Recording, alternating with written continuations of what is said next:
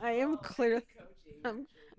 I'm clearly behind here. It's only been a week, but I'm already behind. Okay, I don't think you're Okay. behind. I think life moved 3 times as fast this last week for me. As it always does. I go through phases where life is like really slow, and then it's like I've lived a million lives in a month. I feel you. So, also the Scorpio full moon is messing me up, man. I'm so emotional. Tell me, tell me, tell me. Uh. Okay, wait. Okay, wait. Okay, first. Okay. Okay, what are we talking So about first? so this was a first date. Okay. Okay, hold on. Before we get to the first date, what happened post second date? With Really tall the dude. other guy, first guy. Yeah, yeah, yeah. Okay, so yes, we did Falling in Love, the Mhm. workshop. So good. So good. So So good. So good. And I ended up calling him when I got home. I was like, you know what? I ate things I wasn't supposed to do today, so fuck it with my diet. I want ice cream. Will you go with me? Nice. And that's not exactly how the conversation went, but I'm just like summarizing. Yeah. Oh my gosh, I'm so nervous that like this is going to be posted because we follow each other on Instagram now. And Worst case scenario, we can this. edit it out. Okay, just speak. Oh my Hey, god. I talk about the Mexican. Oh I don't think he God. follows the No, you- podcast. You don't talk about the Mexican. I don't. Yeah, I do. I say the Mexican. He has to know he's the Mexican. I mean, if he doesn't, and then.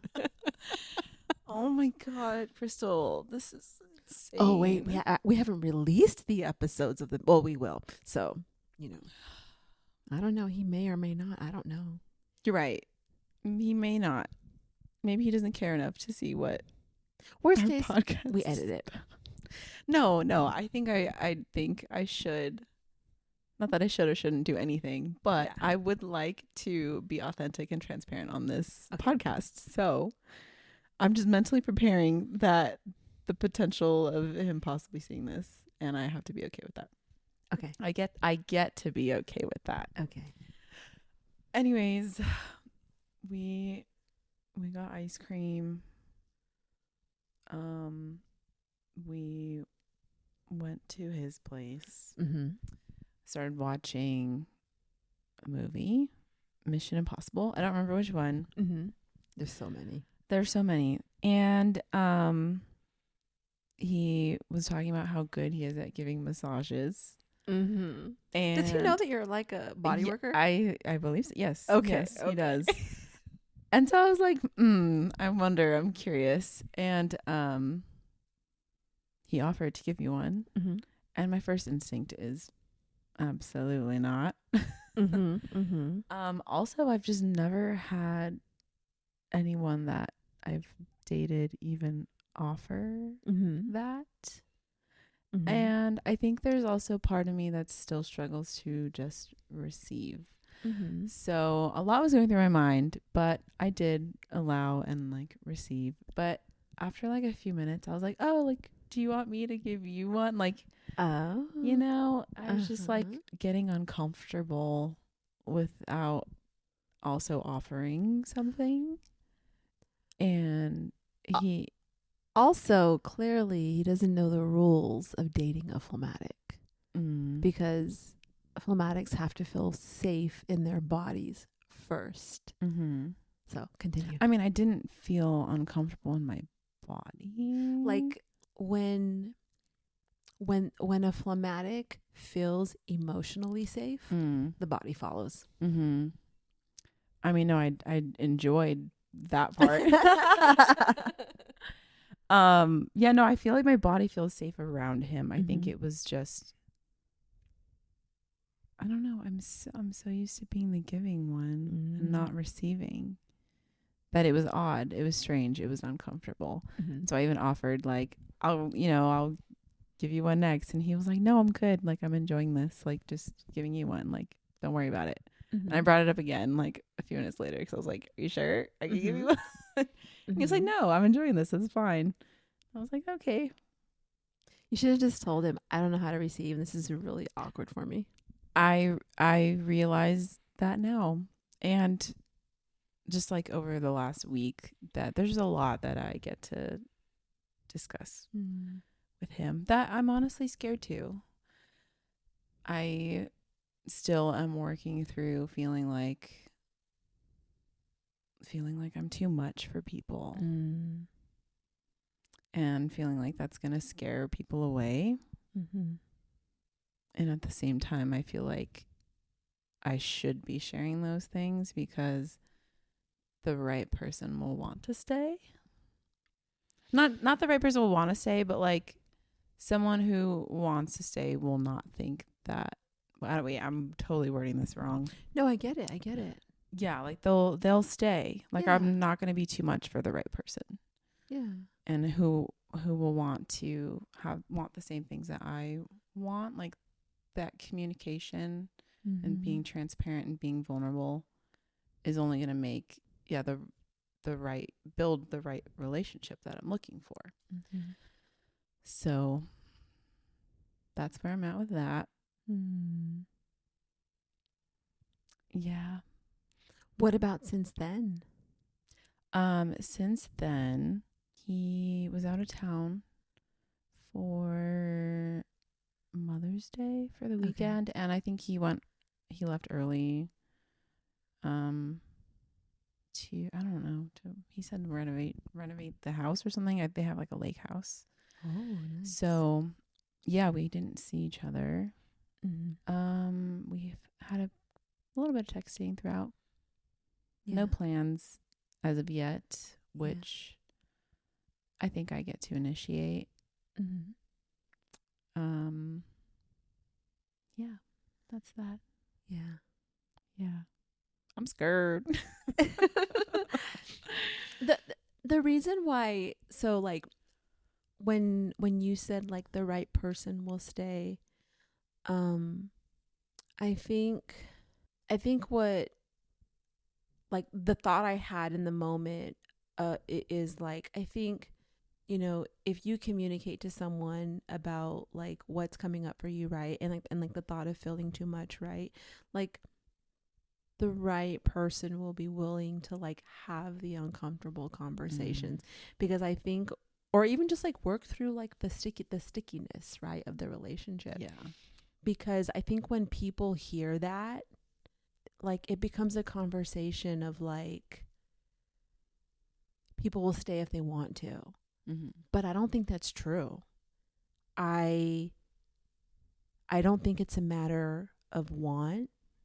I think it's a matter of awareness and someone being willing to be uncomfortable.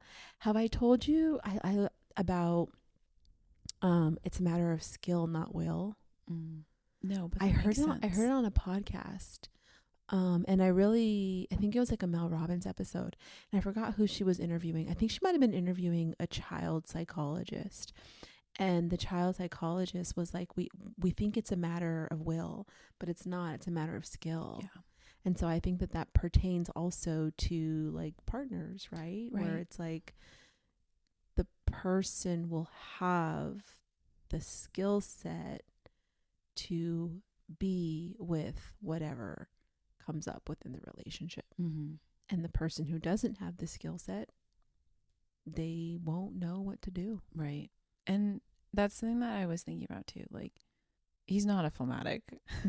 This is not his wheelhouse. This is not like, you know, his strong suit. But it's what part? Like just emotions in general. You think so? I mean, just going off of Biotypes. I think cholerics, if that's what he is, I think that's what we read. I think so. Right? Are just as emotional as phlegmatics, just in a different way. But they get angry. I guess I'm leaning more towards like vulnerability. Yeah. Okay, I see what right? you're saying now. Yeah. Yeah. Um, and yeah, I guess I was thinking about like, okay, even so when I do share these things, if I do, Mm-hmm. when I do, Yeah. um, letting go of like expectation of what I think should be said Mm-hmm. or, you know, how it should be received Mm-hmm. because like you said, it's a skill and like a willingness, not necessarily like my brain is not working right now. No. I hear you. I don't know what I'm trying to say. Yeah. Yeah, it's like a willingness to learn how to like manage the situation together, Yeah. I guess. So there's two things that came up like in my head. So the first thing is understand what a choleric response will look like, Mm. right? A choleric response will look like protection, Okay. right? Because I think, and correct me if I'm wrong, but like I think what you're saying is you're gonna come from a place of like sharing very openly and very vulnerably what's coming up for you, Mm-hmm. right? And I think what happens, and this is what causes some people to like feel unheard or not feel seen, is that we're then we're then waiting or wanting for this person to meet us where we're at. Mm-hmm. But only the same biotype is going to do that. Mm-hmm. So understanding what is going to be his reaction given his biotype. Yeah. I think given his biotype, right, he's going to want to like come at it from a way of like results, right? Well, Yeah. what can I do? What can I say? When as phlegmatics, we just want to express ourselves in a safe space and know that we are loved. Mm-hmm. Like literally that's it. Mm-hmm. Like we just need an emotional safe space. Yes. So you get to communicate that to him first. That yes, I do. yeah, like and honestly, I'm still there. Like I'm still there with you of like we get to teach people how to support us Yeah. and tell them what we want, like literally word for word. Like this will be a hard conversation for me to have and I will get emotional and this is exactly what I need from you. Oh, that's so challenging. I know. That is so challenging. Mm-hmm. And This is then be really uncomfortable when they give it to you. oh god, that's the worst part. Yep. Yep. That's so funny that's the worst part is when I actually receive it. I'm gonna be so uncomfortable. Yep. It's not going to feel like, oh, thank you. No, your ego is going to be screaming at you how weak you are, how stupid you look, how you're being too much. Yep. And all the things he's still not doing. Like, it's just going to want to pick. Oh yeah, my ego's been doing that. My ego's been doing that. And like this isn't just showing up with my dating life. This is showing up in other areas as well. Like this is just the theme of my life as of recently. I was in this program called Intuit. I think I told you about it. Intuition building. Learning to be with myself, and obviously like it was kind of like a little bit of LP too. Like you set a goal and you like attain it kind of thing. Yeah. And the last 2-3 weeks I just completely fell off.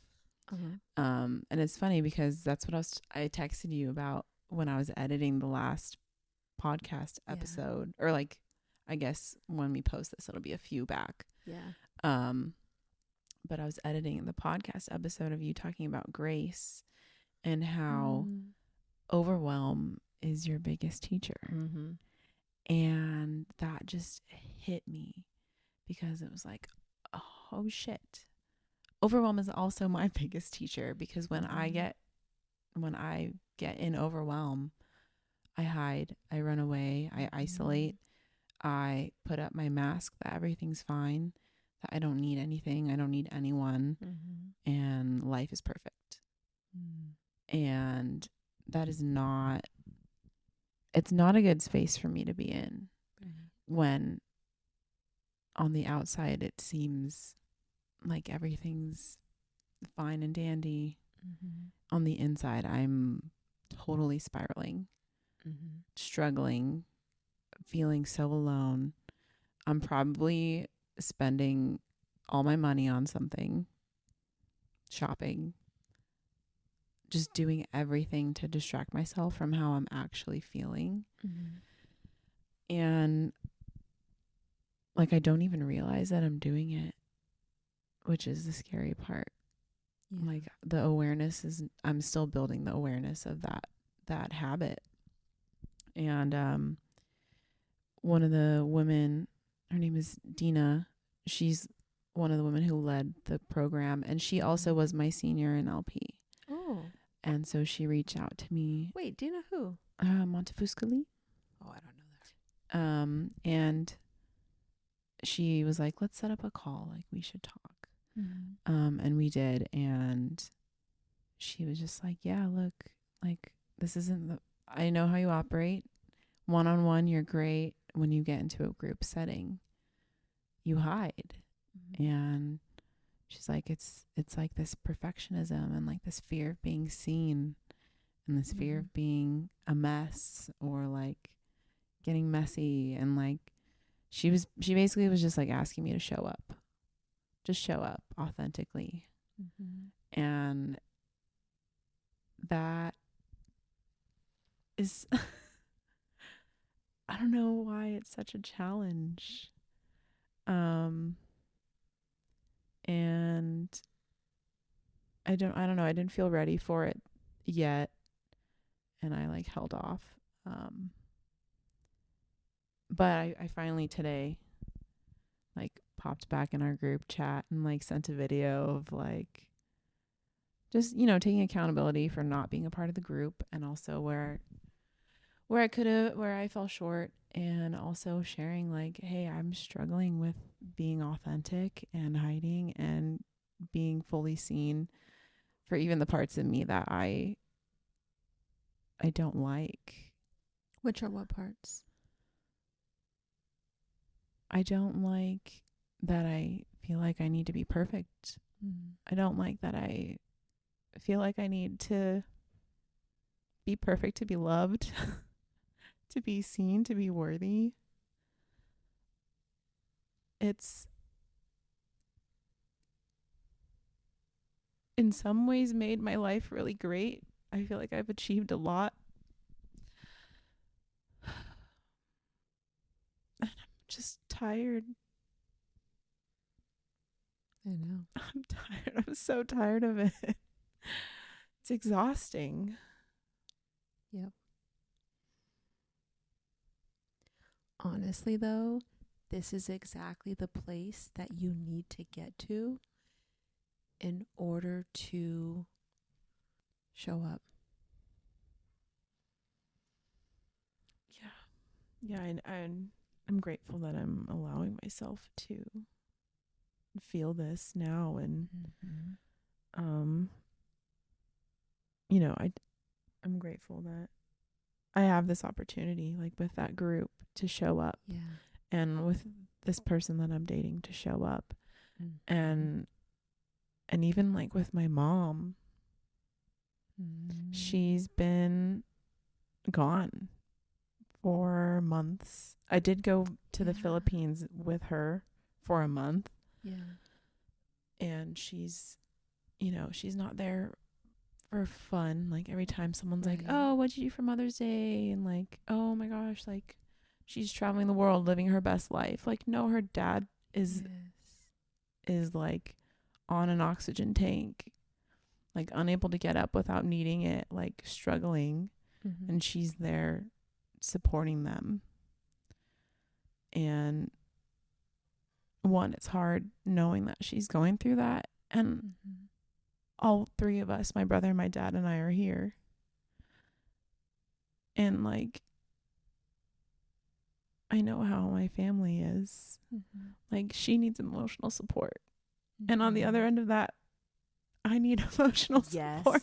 Yes, you do. I need emotional support. I need my mom. But my mom is, I feel like this isn't true, but I feel like I can't need her right now because other people need her. And that sucks. As a parent, I can tell you right now, you come first. You come first. I need my mom, full stop. And your mom will drop everything in her way, right? Maybe she won't fly to the US right away. I don't expect you her know, to do that. but like I'm telling you, full stop, like she will be there for you and show up in whatever capacity she can. I don't even know what I need from her. You don't just like, you just need your mom. That's I it. just want her presence. Like, I just want her around. Yeah. And this is like bringing back so much from my childhood. Just feeling like I need her around and she wasn't there. Mm. Yeah. And now the hardest part is admitting you need her and just letting her show up for you in like whatever capacity she can. And like, God, this is interesting how we're releasing these episodes and like they're not like they didn't like February was what, like 2 months ago? Yeah. But how it's so freaking prevalent right now, because you right now is how I was literally in Grace. Like I showed up to those calls and Captain is like, how's everyone feeling tonight? And I'm like, I'm fucking annoyed. I don't want to be here. And it's not that I don't want to be here. I'm just, Right. I'm annoyed. I'm tired. And honestly, dude, I felt like the biggest pain in the ass. I'm serious. Like, I felt like I was being a pain in the ass. I felt like I was a disruption.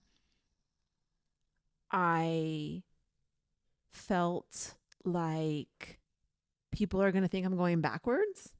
Like, Krystal, what the F? Like, you're a hot mess. No, you cannot staff Grace. Yeah. That's literally what came up for me. And still, I was like, no. Like, I'm not doing this to be difficult, but I'm doing this because I need to just get out of the way. Yeah. The faster I get my emotions, the faster I communicate to you what's happening with me, the faster I can move through it. Yes. And then we can get on with the rest of the night. Yeah. Yeah. Yeah. I know. I think this may apply to anyone who struggles with perfectionism, right? Okay, so at least speaking from my experience, what it took for me to finally start to break through that is I was so fucking over myself. Like, I was over it. I'm fucking over myself. I got tired of myself. I'm so tired of myself. I was so sick. That's where I'm at right now, Krystal. You have no idea. Girl, better you there now than when you're 40. Oh, man. I'm so annoyed with myself. That's okay. And it was funny, too, because, like, on those calls that I had in the program, you know, they hop on and they're like, oh, give us, like, 2 words, how you're feeling. Everyone's, like, excited, happy, this, that. One of the days I hopped on and I was like, I'm fucking tired. Yes. And I felt like such a downer. Mm-hmm. And I felt like I probably shouldn't be here. I'm killing the vibe. Mm-hmm. Like, I don't feel like being here. Mm-hmm. I'm a burden. Mm-hmm. Like, everyone else is doing so great. I don't want to, like, hold anyone back. And that's honestly why I stopped showing up. And that's the lie. The lie is everyone else is doing so great. No, they're not. Yeah. No, they're not. I'm telling you, like, my ego has enough evidence now to know that people are not okay, and someone's just waiting for someone else to show up so authentically, so raw, and so real so that they can too. Joe, people are waiting for you. Spaces, they are. I'm serious. We're both gonna start. I told you we're sad girls. God. Fuck, you're right. We are sad girls. I'm Holy telling you, shit. Joe. Oh my God. That space has been waiting for you. It's crazy because when I was going through my MITT experience, like, I heard that so many times and I never believed anyone. Yeah.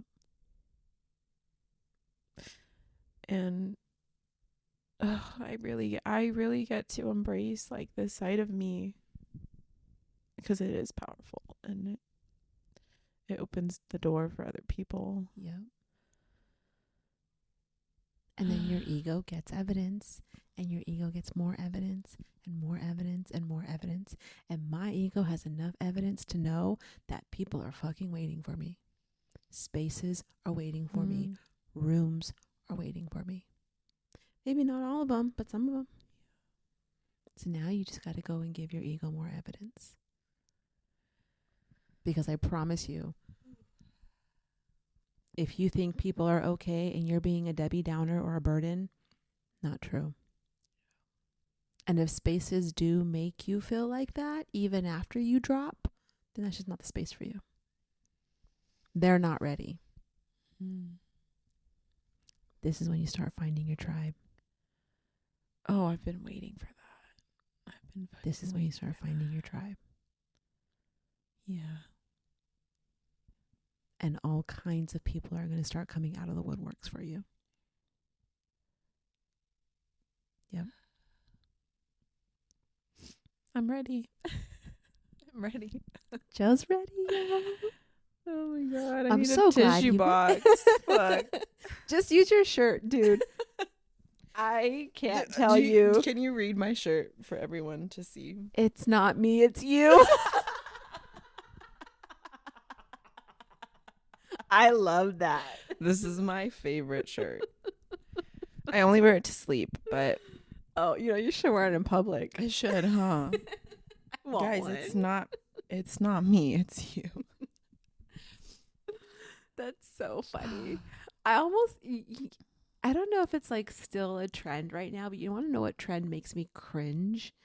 Is like, I think you see it a lot on TikTok where it's like, am I the problem? And I just want to interject and say, if you have to ask, are you the problem? You're the problem. Yes, you're the problem. Yeah. Yeah, if you're asking, you are. Yep, 100%. Well, but even if someone's like, I'm not the problem, they're the problem. Well, then You're still the problem. So no matter what, guys, you're the problem. That's right. Just take That's that right. in. Yeah. Full stop.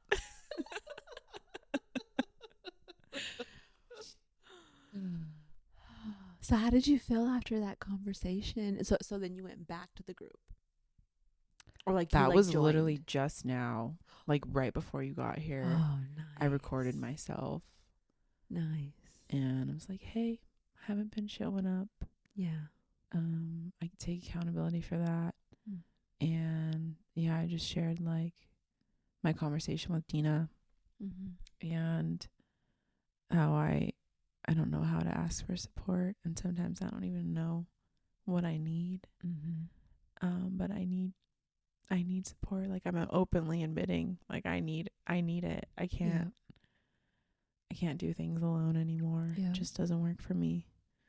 And I haven't checked my phone, but I have seen a few messages in the chat, so I get to look through those. And when I had that phone call with her, she's like, it's not too late to show up. It's never too late.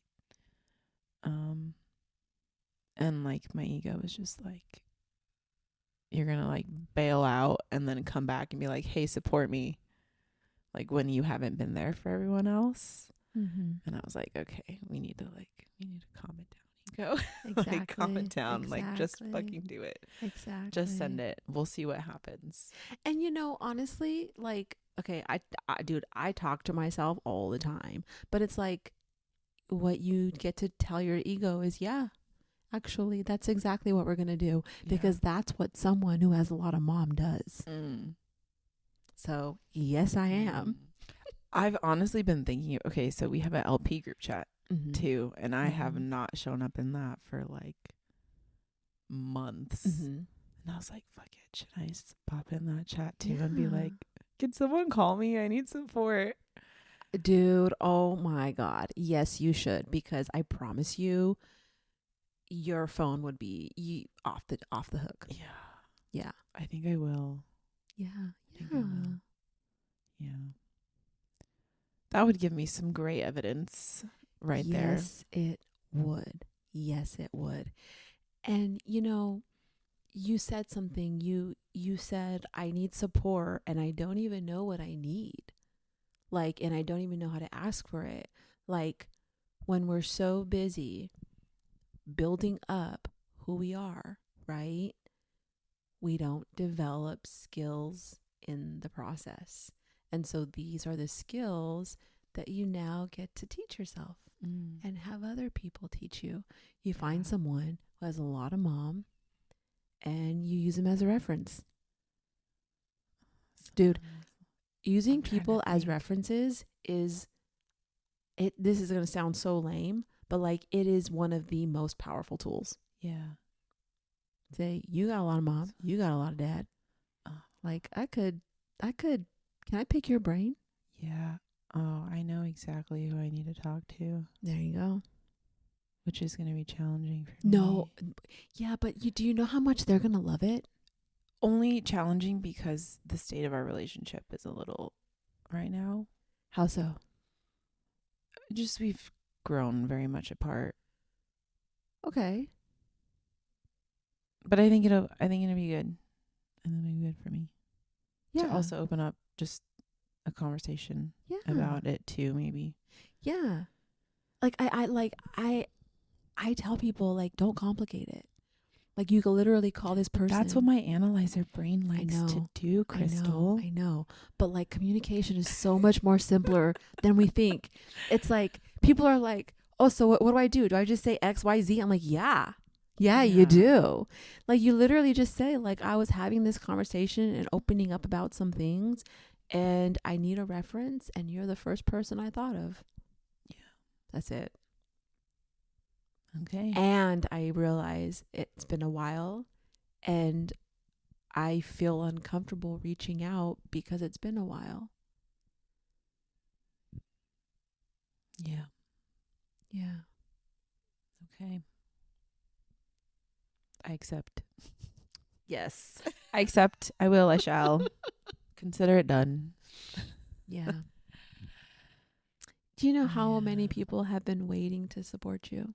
You're gonna make me cry. I'm serious. I am so freaking serious. And your mom is the first person.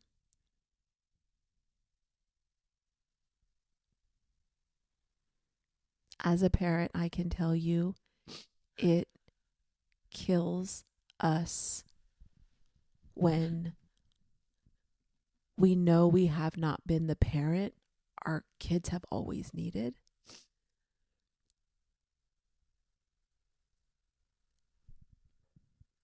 And we know that we're the reason they don't turn to us for support.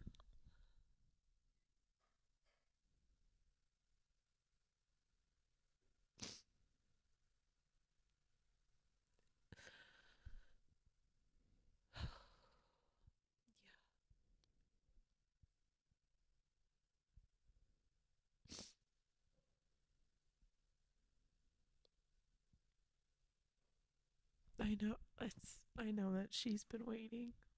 Yeah. I know that she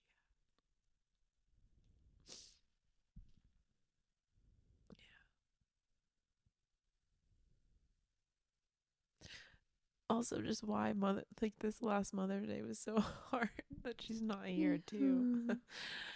Did you get to talk to her at least? I did. I FaceTimed her. Good. Did you cry? No. Why?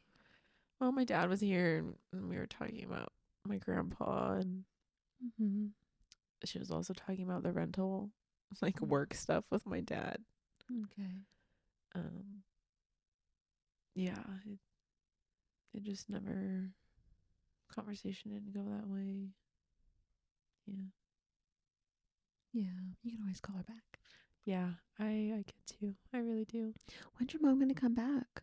I have no clue. Wow. I have no clue. How's your grandpa doing? He is, yeah, he's not doing too good. I don't know if they've gotten back the test results yet. But to update, I think a few weeks ago now, he had a stent put in for a blood clot. Okay. And that surgery went well.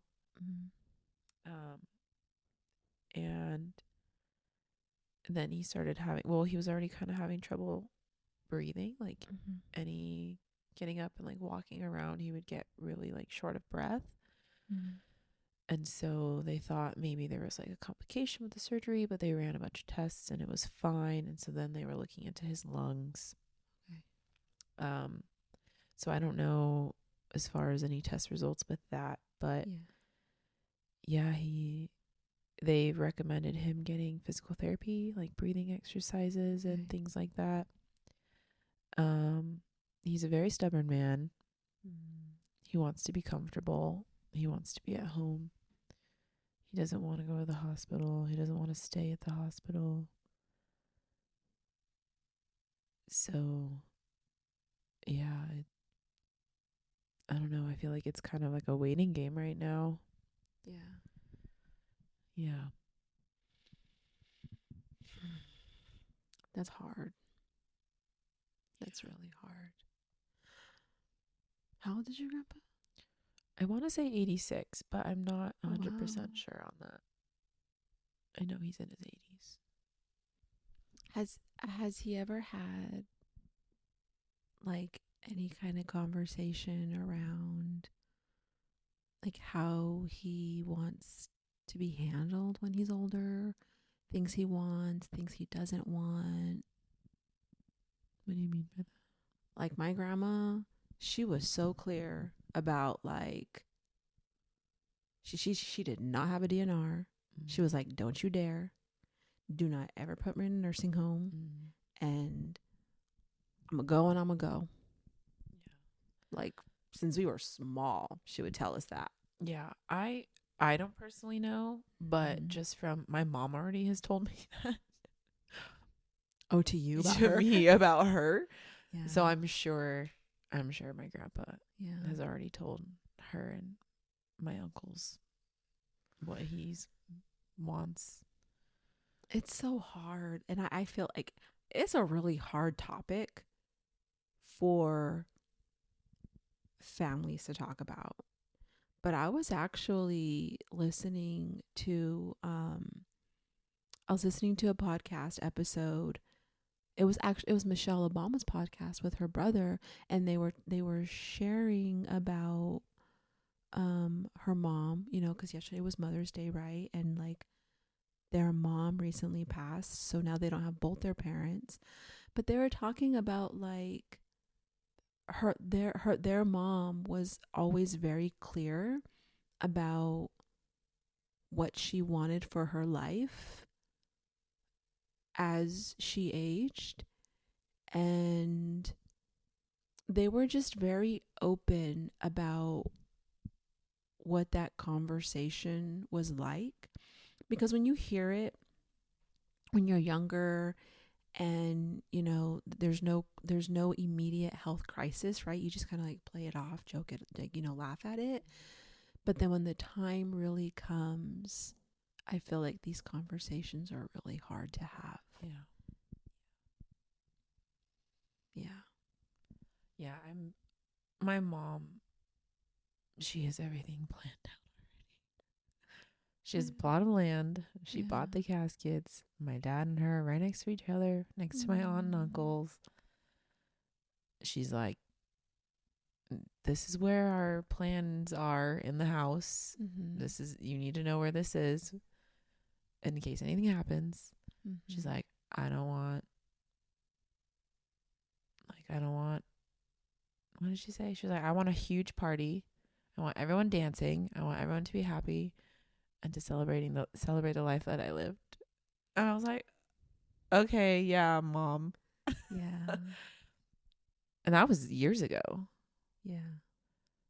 And like it was kind of funny then, because she's like, I want everyone to be dancing and having fun. Yeah. But yeah, obviously as that gets closer, I'm like, that's not gonna feel feasible. Yeah.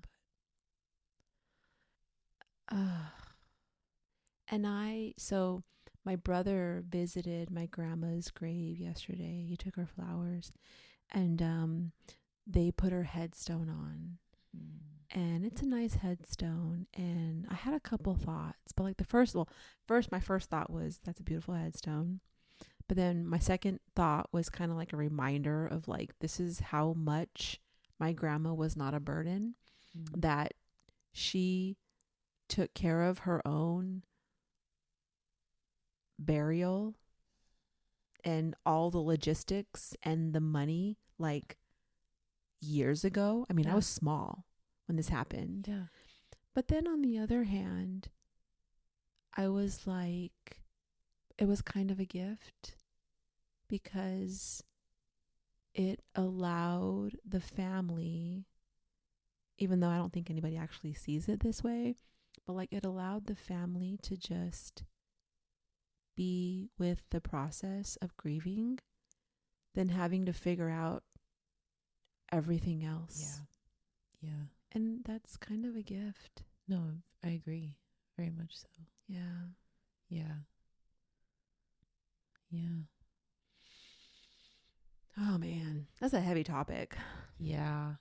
Yeah,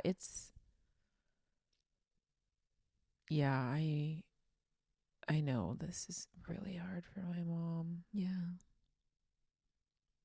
My mom is very much a controller. Mm-hmm. She's got a lot of dad.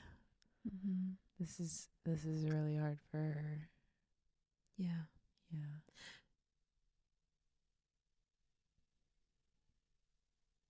Yep. But you still need your mama. I still need my mom. Yeah. I still need my mom. I don't even know what I need, but I just need her here. Or her presence. Not physically, just in general. I know.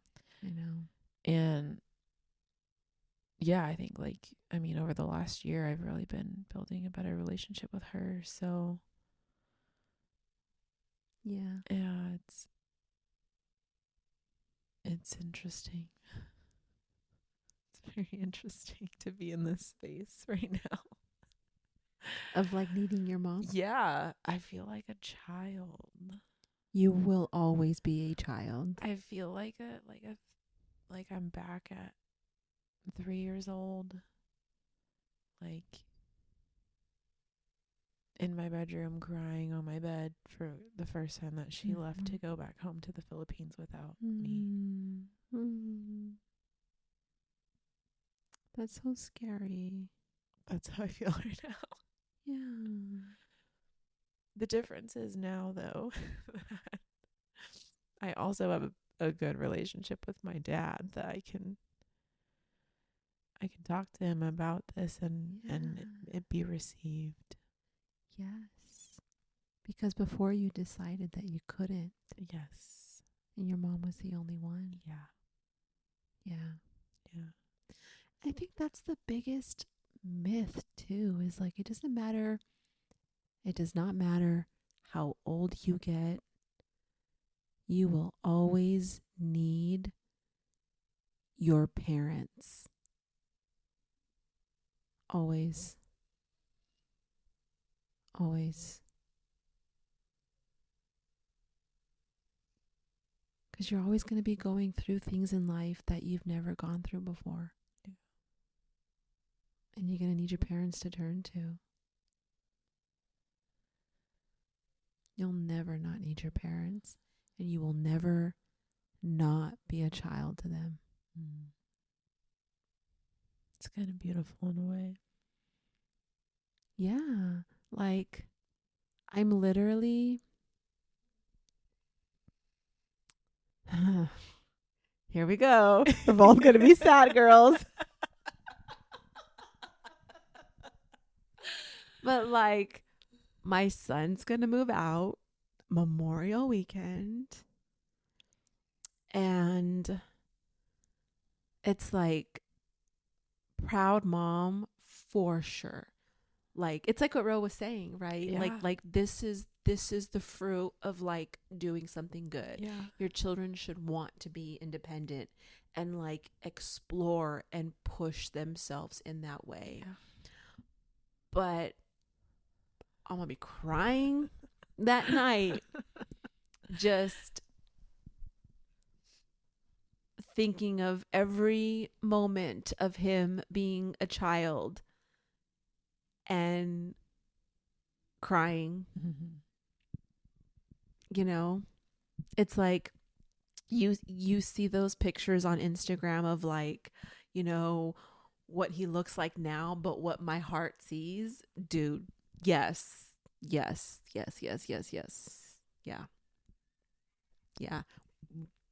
While he's out there, I'm going to be thinking of him as a cowboy running up the stairs. Like, pew, pew. That's it. That's going to be the visual in my head. Oh, that's kind of cute. Okay. Yeah. But like, seriously, Yeah. like that's the visual we get. Like when we see our babies hurt, we don't see an adult crying. We're like, oh no, this is my baby. Yeah. Always. Till the day we die. You want to hear something really cool? Yes. So I went to a retirement party on Saturday, and so it was the father of my son's girlfriend, and his mom is still alive. Oh. Yes. Can you imagine? No. I know. Me neither. I'm like, can you imagine seeing your children retire? That's crazy.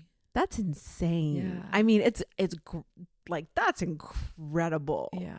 Like I had a few moments of kind of looking back at her and just being like, wow. Yeah. Talk about like a full circle moment. Right. That's wild. Yeah. Wild. Goals. To me. Yes, goals. That's goals She right has to be there. a sanguine too. Dude, I think sanguines have the longest lifespan. If they're not running themselves into the True. ground. True. True. Yeah. Yeah. I think so. Well, I mean, they're the strongest. Yeah. So if they're not overusing their strength, Yeah. then that makes sense that they live the longest. Yeah, because she looks great. She looks great. She walks upright. I'm like, yeah, you go, girl. Yeah. You can like have like a full on like intellectual conversation with her. And I think she might be like 94 or something like that. Should we bring her on the podcast? Oh my God. I think she would love it. Should we interview her She would love on the it. podcast? Let me ask my son's girlfriend. Like, hey, I want to interview your grandma. Seriously. We need to know all her secrets. I'm sure she would have some stories too. Oh, that'd be so fun. You know what? I'm be so so glad you fun. brought that up, because I've been thinking about, I want to learn more from like our elders. Like, just tell me your life story and tell me your life lessons, because I feel like we don't treat them like, when I say we, I like, as a society, I don't see our society treating them as like this well of wisdom Right. and knowledge that they are. We treat them like children. We do. And it's like, sure, you know, like you get older and you need more help, but that doesn't, I think we just dismiss everything because they start needing assistance, and we forget they've lived like a whole ass lifetime. Right. So I'll totally ask. Yeah. Okay. Yeah, please do. That would be great. Yes. Yeah. Yeah. Yeah. Okay. Yay. I will. Oh my gosh. What was that? That was my phone. Oh my God. That scared the crap out of me. Oh my God. I know, dude. That's Oh my God. You can't do that to me, Crystal. I'm already in a heightened emotional state. Oh man. Tears are good for the soul.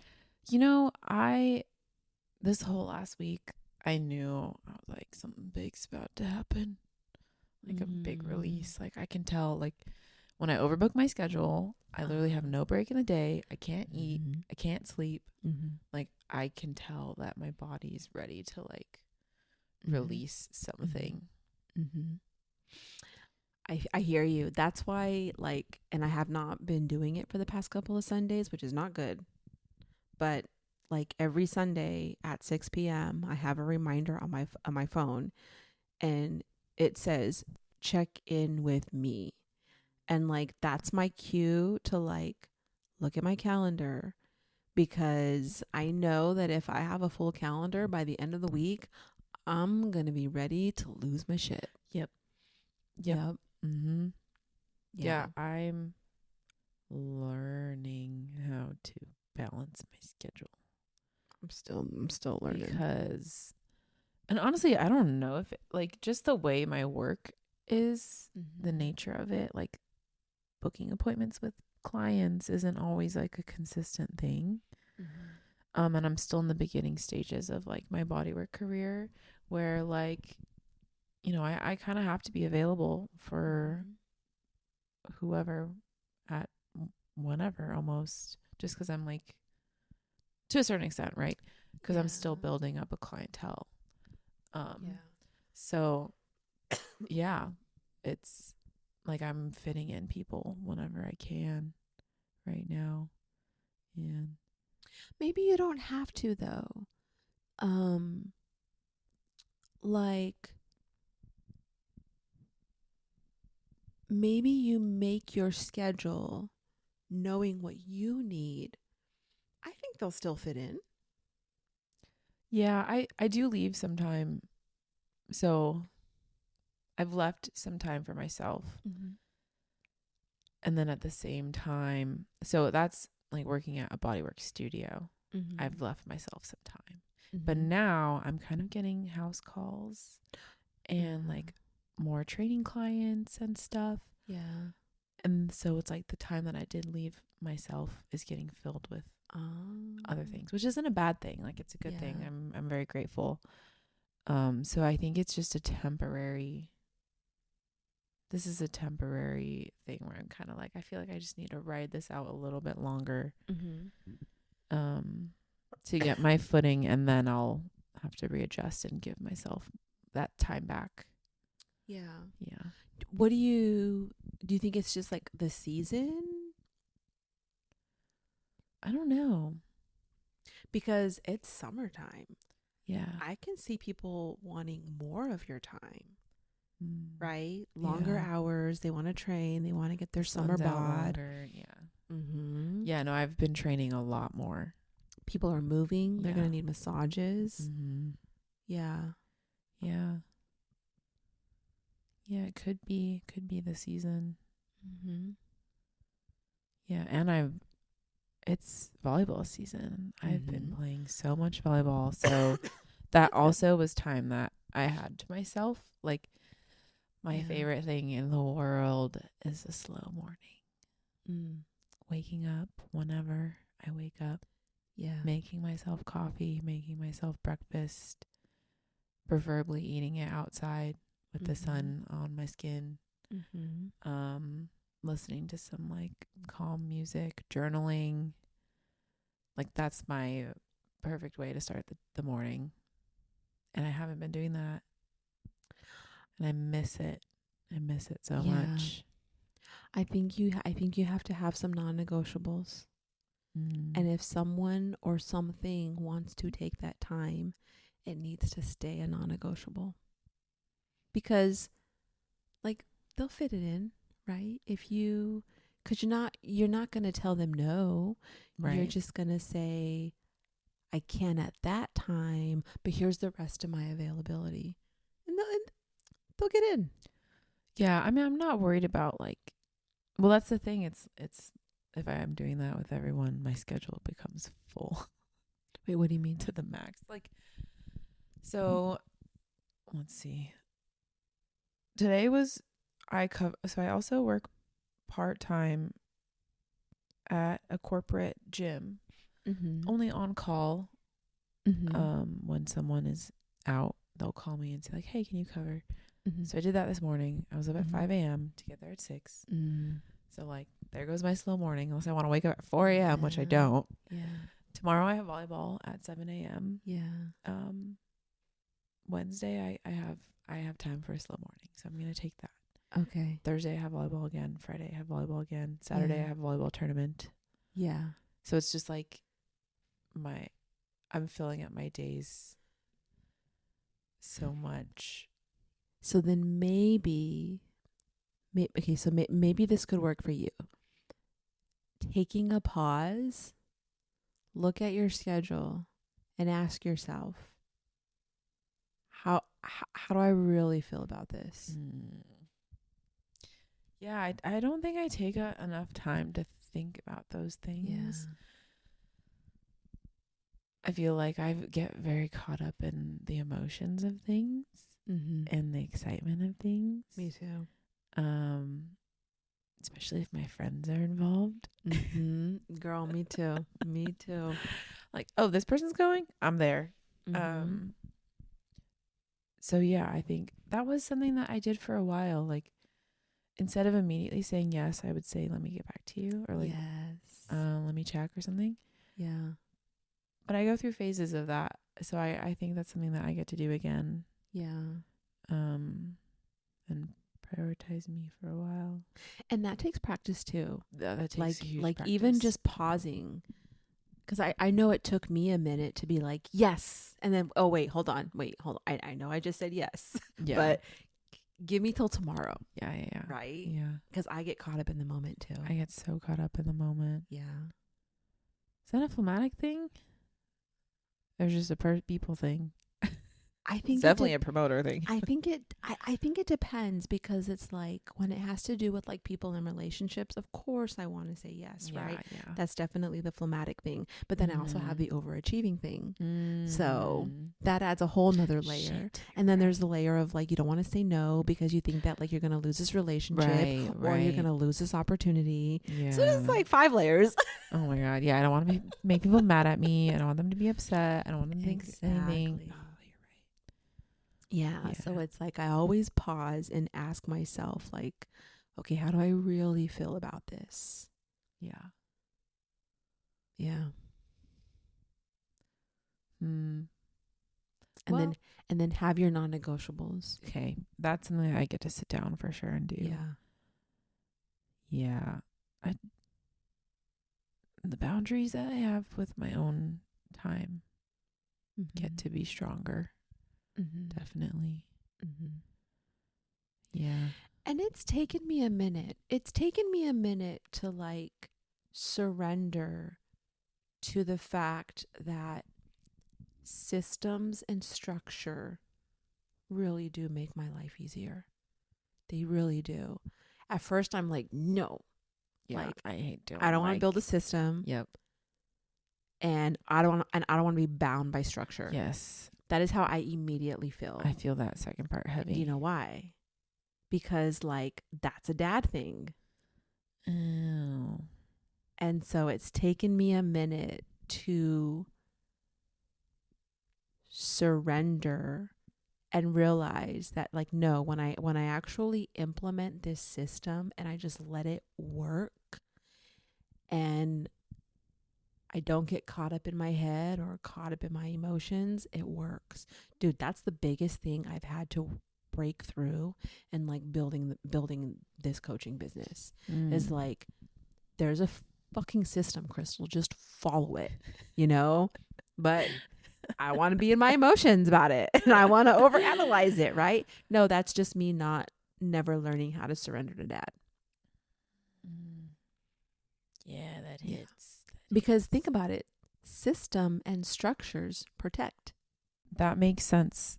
And it's, you know what's funny? Like, I will sit down and like create a system and a structure. And I'll follow it for a while. I'm like, yeah, this works. And then one little thing will throw it off, or like one day, and I'll just be like, fuck the system. I know. Fuck it all. I know. Forget it. You just got to get back on the next And then day. everything goes back to the way it was. Yeah. No, I actually, that's how I feel every rest day. Every rest day, I have like a full on identity crisis. Like, I don't know who I am. Like, no, it's a rest day.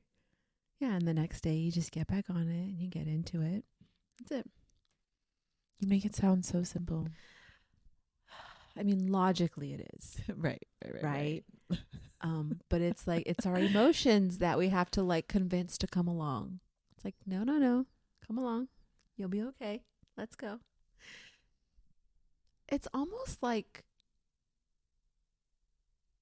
we have to like treat the inner toddler like a kindergartner. Yeah. That's how I feel. Bribing with treats and stuff. Like, come on. Yes.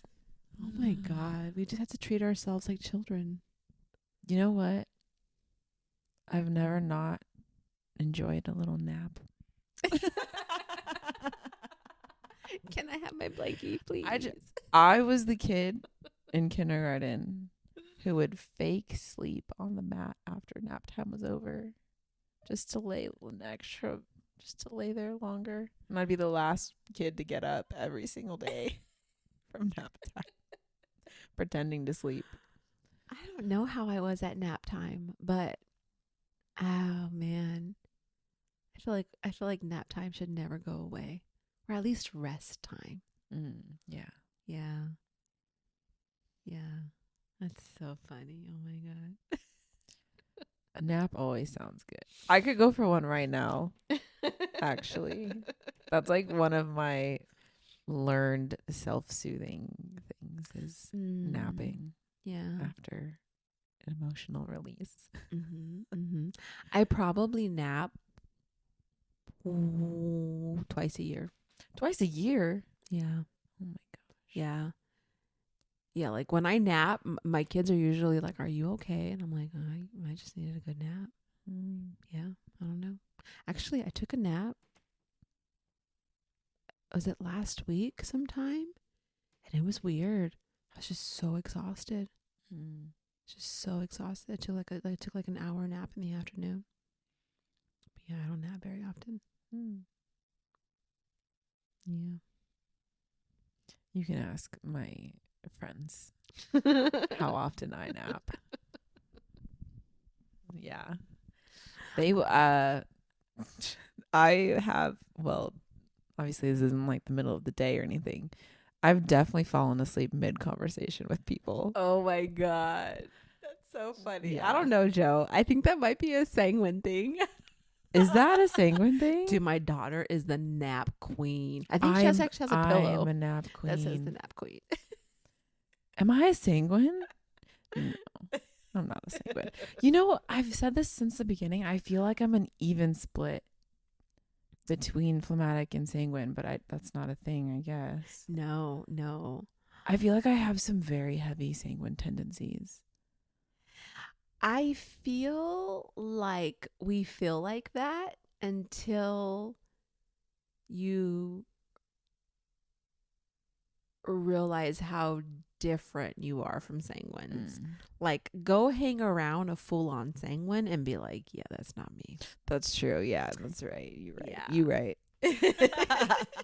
Dude, okay. My daughter is babysitting our neighbor's son. This kid, okay, he is stereotype sanguine. Like, if you look it up in the dictionary, this is what a sanguine child looks like. He's in kindergarten.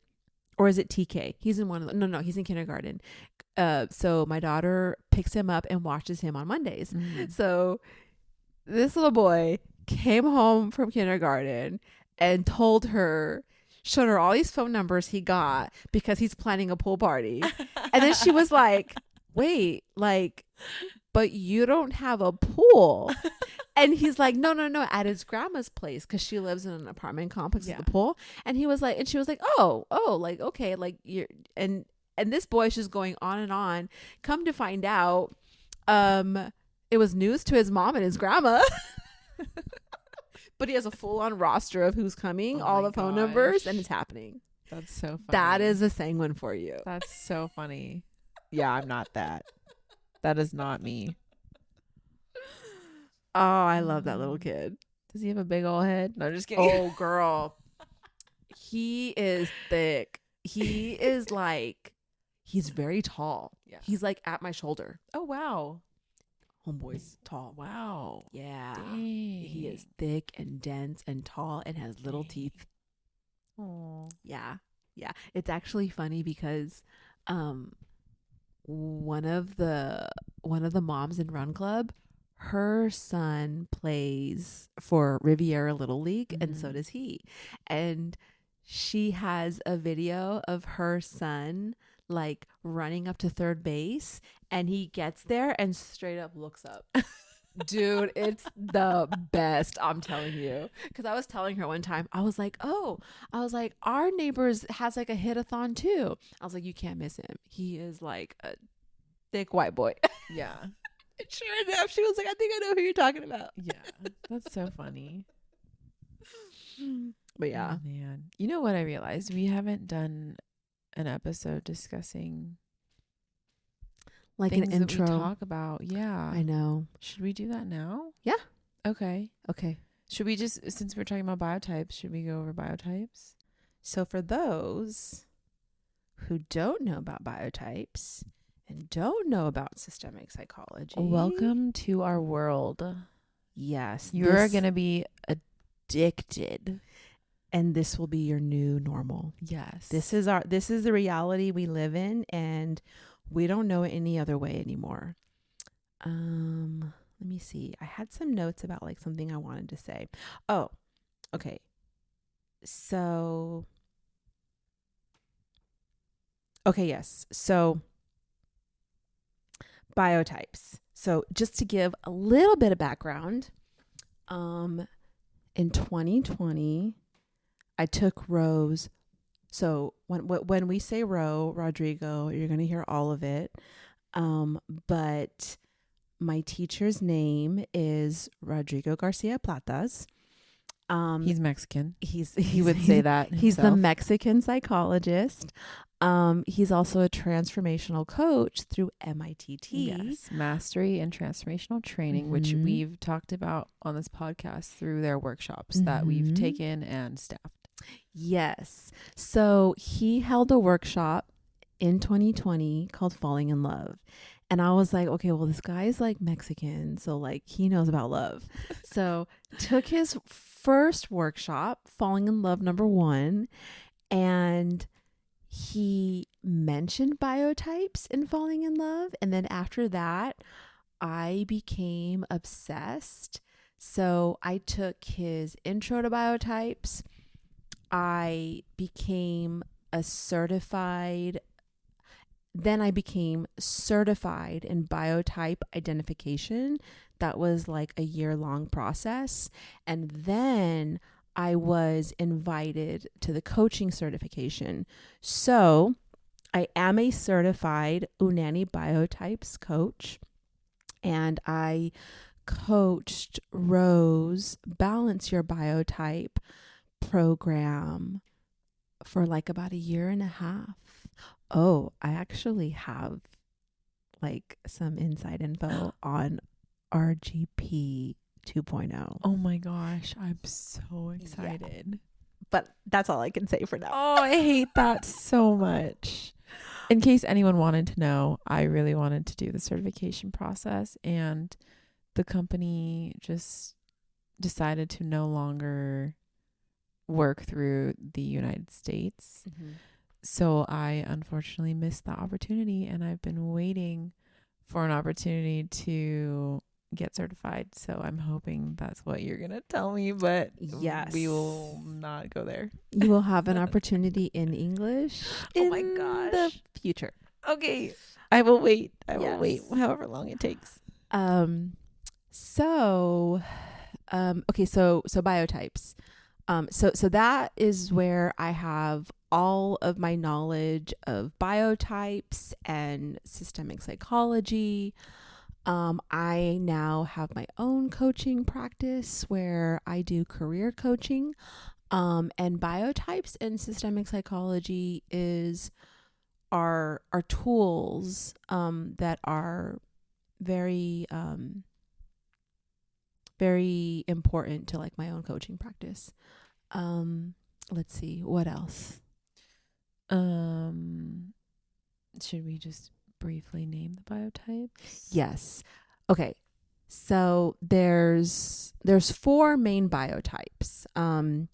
If you kind of just visualize in your head like a compass, like on the north south axis, you have cholerics at the top and you have phlegmatics at the bottom.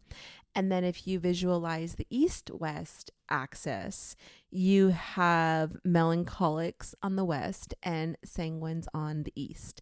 And there is a reason why they're on the same axis, and that does have a lot to do with their biology. And let me see. So, just like a very, very brief overview of each biotype.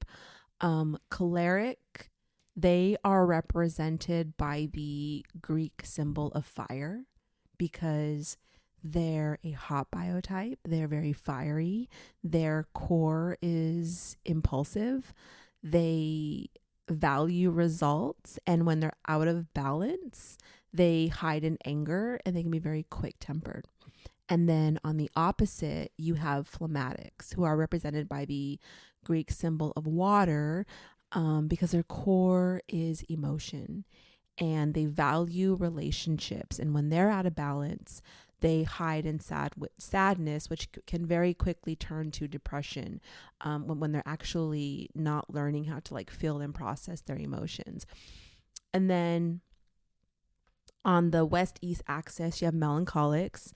Melancholics are represented by the Greek symbol of earth because they need to feel grounded in order to make decisions because they live in their heads. They value having intellectual certainty, meaning like they need to have all of like the data, the facts, the supportive evidence, right? In order to make decisions. And when they're out of balance, they hide in fear, which looks like analysis paralysis. And then their opposite is the sanguines. Sanguines are represented by the Greek symbol of air because they're uncontrollable. They're like the wind. They're here, they're there, they're everywhere. And they feel like a breath of fresh air. Sanguines live in action. They value experience, and when they are out of balance, they hide in excess. And that looks like excess action, whether it's like excess working out, excess working, excess drinking, partying. It's in excess. And the way that you read the biotype is 100% strictly biology. Each biotype does have an inherent temperament, but if you want to know the biotype, all you got to do is look at the biology, be able to identify certain physical features, and that's the biotype. Yeah. It is really cool stuff. It is. It is really cool stuff. It has personally supported me in understanding the dynamics of my family, myself. Mm-hmm. I am a phlegmatic. Me too. And how I interact with people. Mm-hmm. And kind of like what we talked about in the beginning of the episode, like my expectations for other people, right? In this conversation I'm going to have, I'm going to have to expect the answer of what this person's biotype is going to be, not what I would personally say. So like little situations like that. And it's just so supportive. It is. It's funny because like it changed my life too, because for the longest time, I could not understand why people were not like me, why people didn't respond like me, why people didn't know how to act like me, why people weren't thoughtful like me. Like, I literally was just like, I don't understand how other people can be and act and respond so differently, until I understood my biotype. And like, number one, that gave me a lot of compassion for myself, because I was like, I knew it.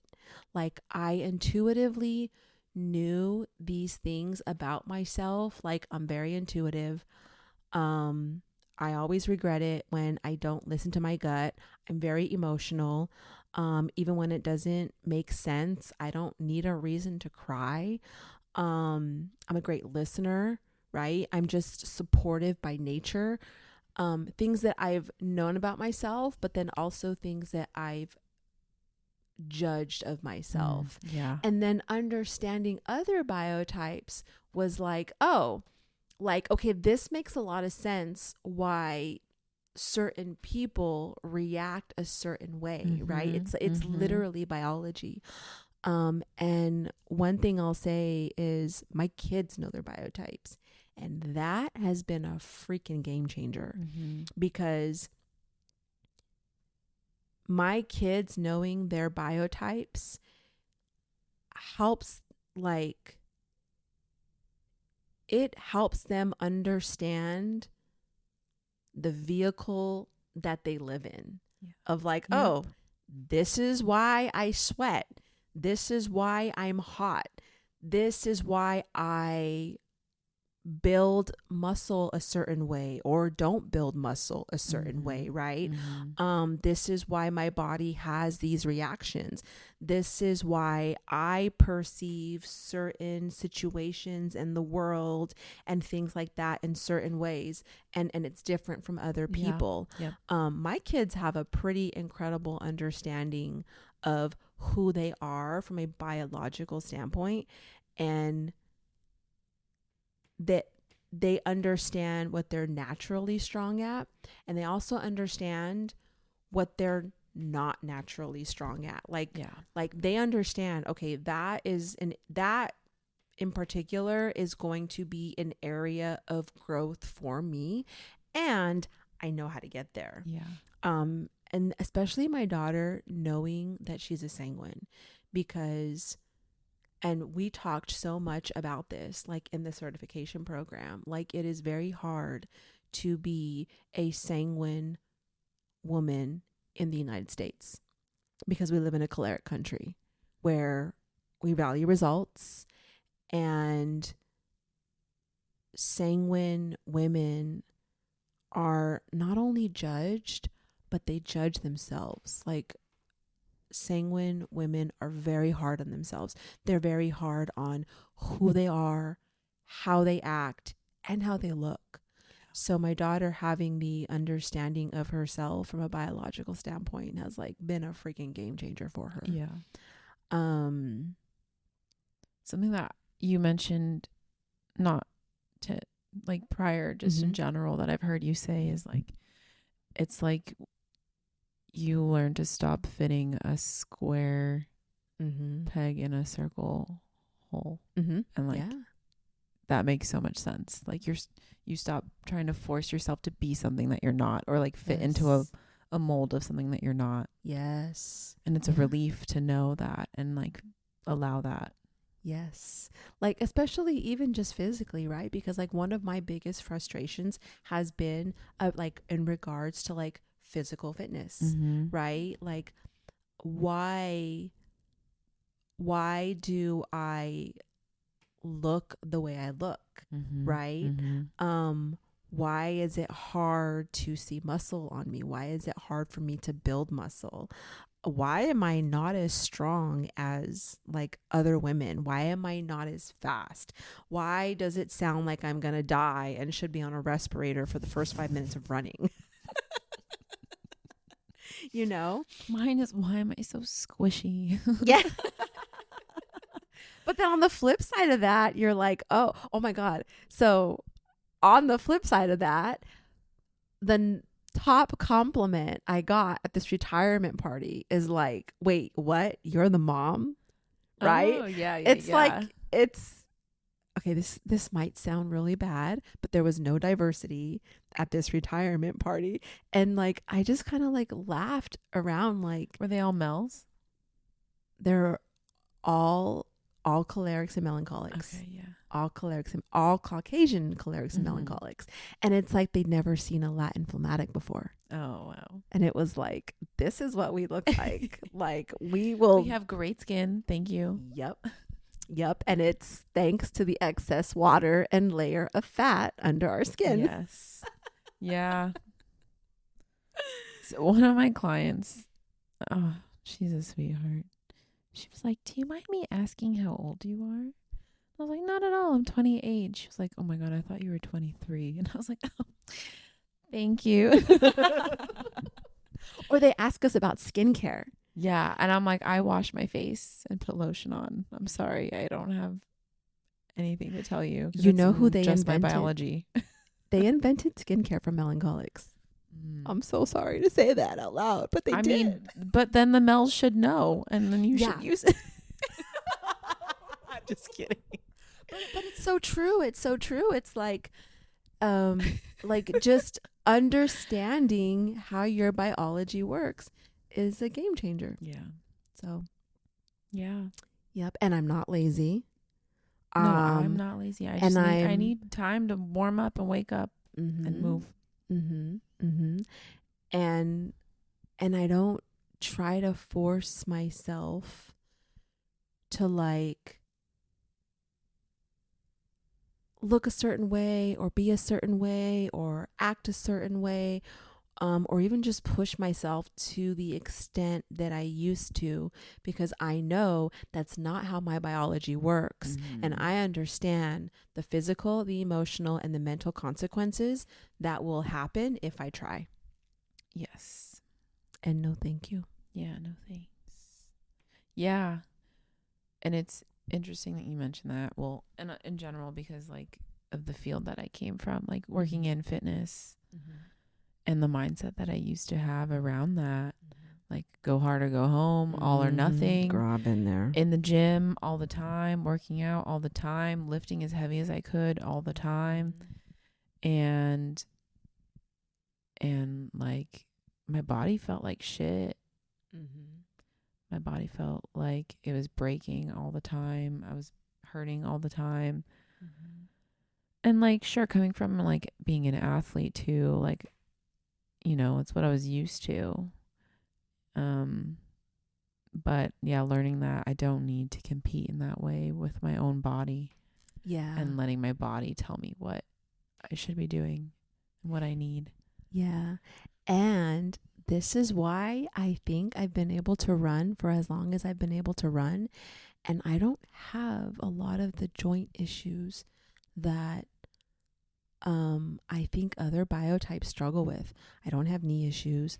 I don't really have any issue. I mean, I'm not fast, but I can run for a long time. And if you think at like Africans, a lot of African countries are phlegmatic, and look at their runners.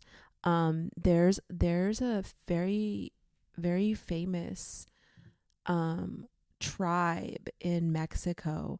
I need to look it up. I don't want to get their name wrong, but they're known for their endurance running, and they're phlegmatics. Tarahumara. Okay, they're known for their for their endurance running. If you look them up, they're phlegmatics. Yeah. So, yeah, it's biology, guys. Yeah. Yep. Is there anything else we should talk about?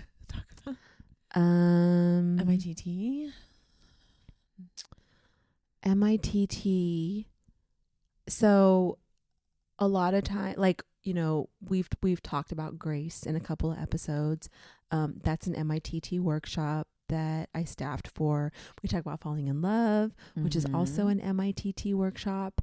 But essentially MITT stands for I think you mentioned Mastery it already. and Transformational Training. Yeah. And it's a transformational leadership experience that we both taken. Yes. We've done both of us have done the full 3 courses. Yeah. There's 3 separate ones: basic, advanced, and then LP, which is a legacy program. Mm-hmm.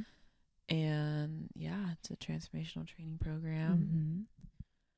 Yeah. And they have a lot of workshops for graduates. Yes. And some of them, honestly, they're good. I mean, They're so good. Yeah. I've taken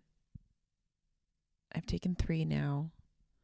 I've done relationships, falling in love, and man up exposed. Oh, and yes. They are so good. Yes. I really want to take, what's it called? Samurai. I want to take Samurai too. I really want to take Samurai, and I really want to take Grace. Yes. I'm probably going to do all of them at some point, but those are the next 2 for me, I think. Yeah. Yeah. And like all of these workshops are like just a way to like meet yourself in a new way and discover things about yourself. It's a way to meet yourself in a deeper way. Yeah, definitely. So you'll hear us, I'm sure, throughout this podcast talk about multiple workshops.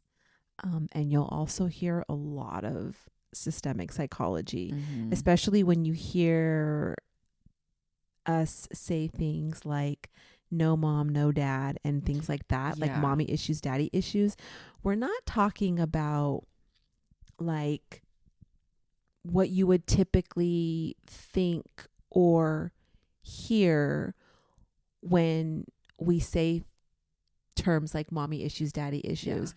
What we're specifically referring to mom and dad in reference to systemic psychology. So in systemic psychology, it's all about the interpretation of mom and dad. So when we say someone has mom, has dad, what we mean is the interpretation of mom or dad growing up. Mom or dad's actions were interpreted as love, right? And that will translate to someone having mom or dad. Mom is internal confidence, dad is external confidence. So when we interpret our parents' actions as love, then that internal or external confidence stays intact. When we don't interpret their actions as love, or when we feel judged, or we're the ones doing the judging, that internal and external confidence goes out the window. So like someone who has mom and dad, they have that internal, external confidence. Someone who does not have mom and dad, that they do not have that internal or external confidence. And if we say things like mommy issues, daddy issues, we're referring to that internal or external confidence. Yes. Yeah. Yeah. Yeah. And you'll hear, I mean, we'll be like, no mom, no dad. Yeah. You'll hear about systemic loyalties. Oh, yeah. Systemic patterns. We're going to get into all of that. Yeah. Yeah. Yeah. It's good stuff. Yep. It's exciting stuff. Mm-hmm. I just bought Family Constellations. I saw that book. Yes. Yeah. I'm excited. It's really, really good. So, okay, I have to share this. Do you want to know what blows my mind about what Roe teaches us in the coaching certification? Yes. So, like these family constellations, family constellations, systemic psychology, I think is becoming more prevalent now. And if you see it in like more mainstream, I think it's called family systemic therapy or family systems therapy, right? So it's becoming more, I think people are becoming more interested in it.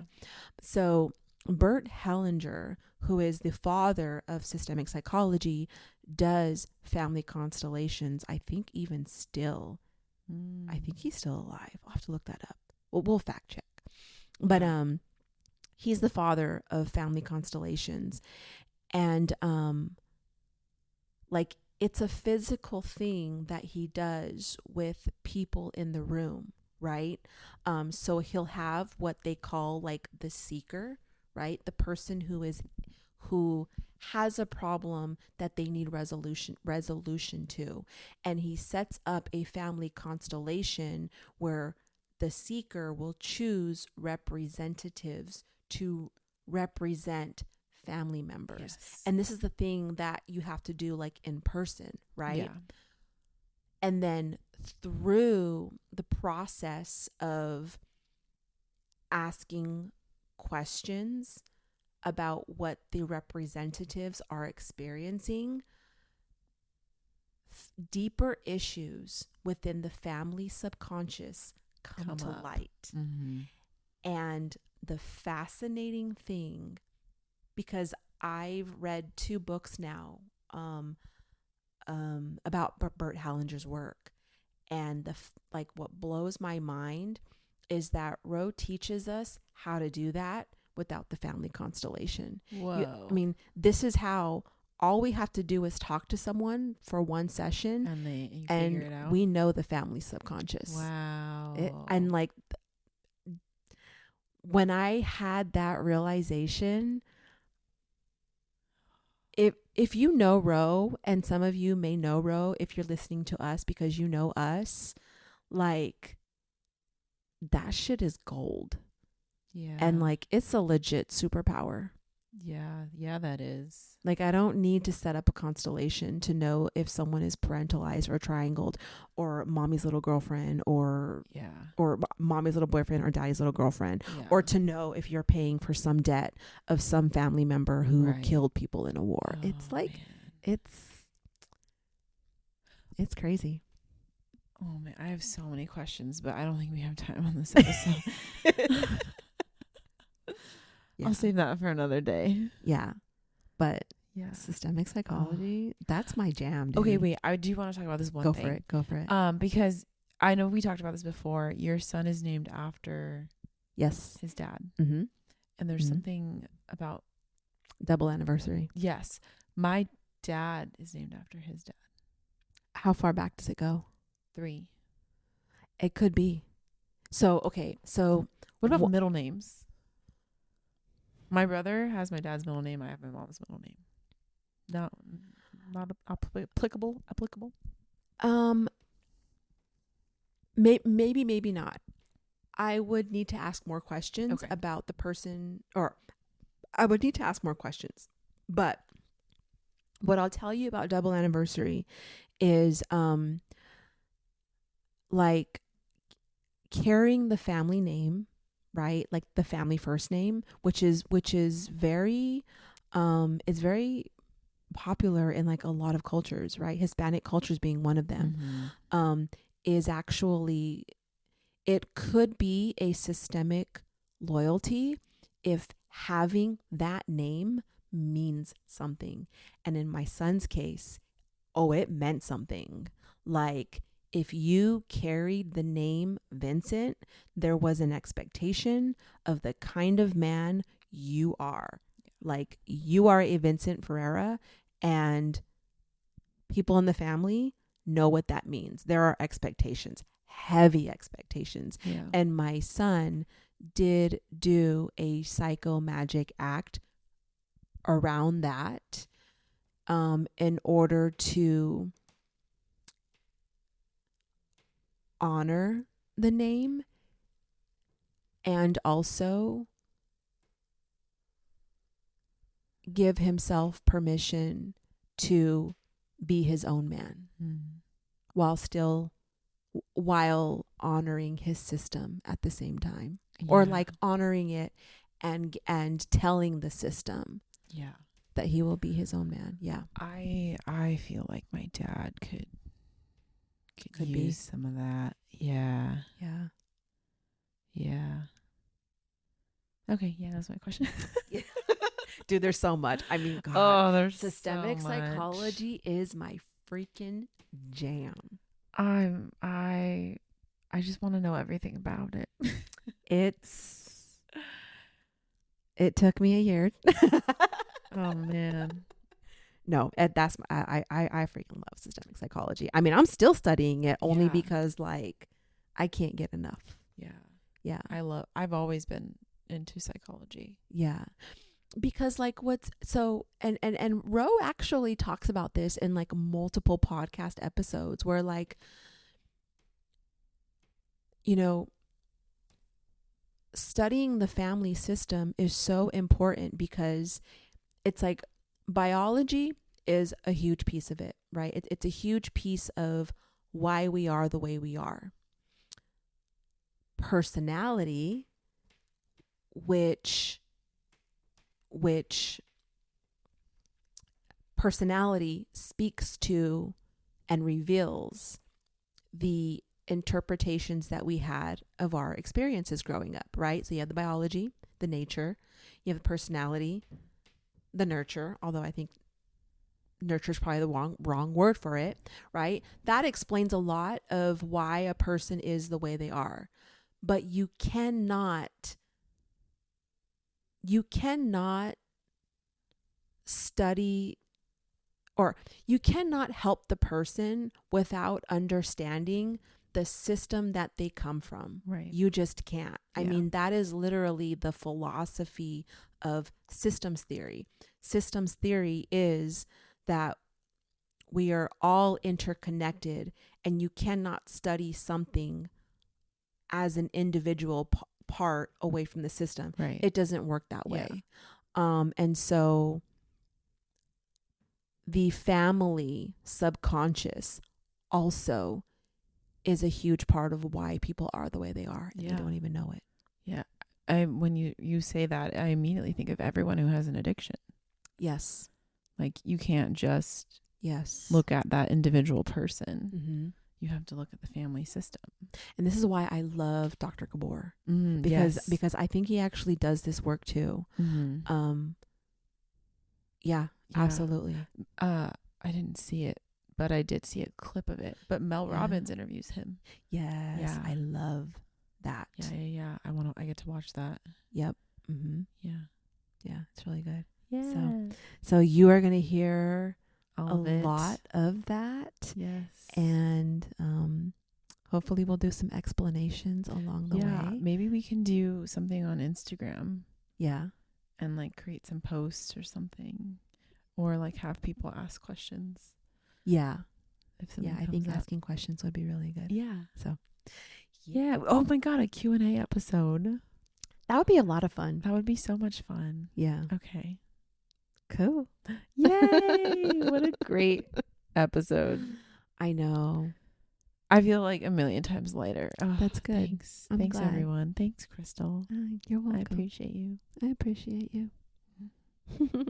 Yay.